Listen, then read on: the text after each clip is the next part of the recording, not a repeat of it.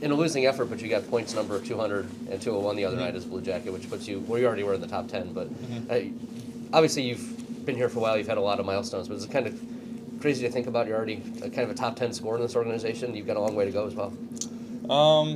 Yeah, I mean, I haven't really thought about it too much. I didn't even know I was close to 200 until just before the game.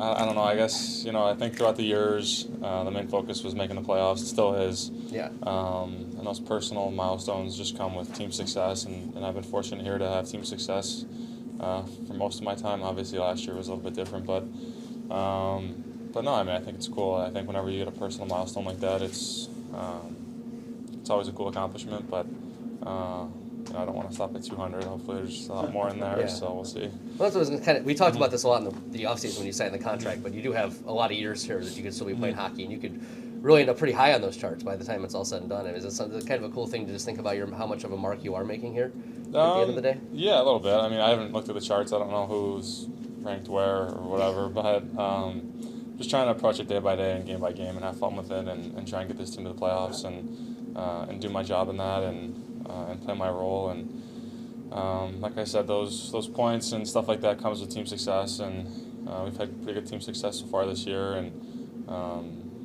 4 of my first 5 years. So it's I've been fortunate to be here, in a really good time and be on some good teams. So it's been good. Yeah. Part of being in sports, being an athlete, being whatever, is tracking stats and things like that.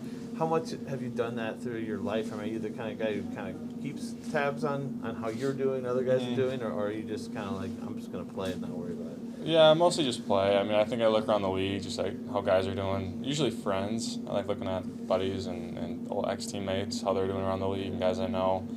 I think like goal leaders and point leaders, you see that. You see Draisaitl and McDavid and Ovechkin and whatever they're doing. But I don't really, look too much at defensemen or guys I'm going against. I just want to go out there every night and try and help this team win. And like I said, just do my job in that and play my part and make this team successful. So I don't look too much into it, but I think there's some things you just can't avoid, and that's obviously the goal leaders and point leaders and stuff like that. You mentioned that before the 200 that you someone either told you or you find out about it.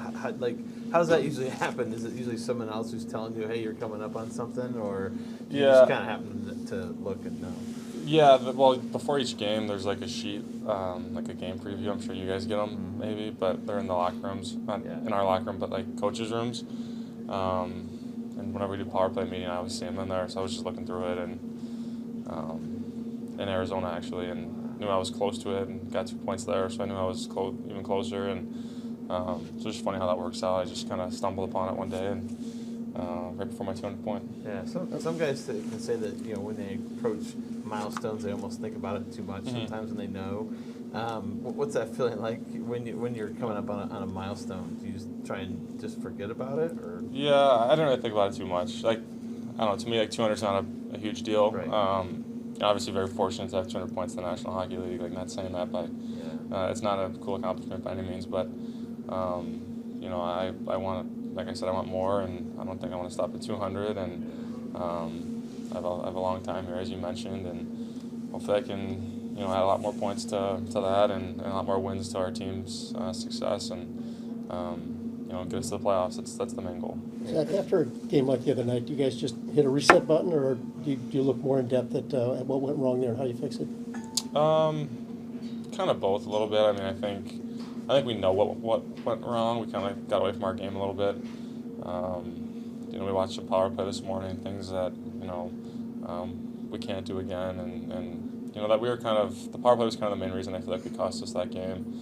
Even though we're not playing great, we're up 2-1. We give up a shorthanded goal.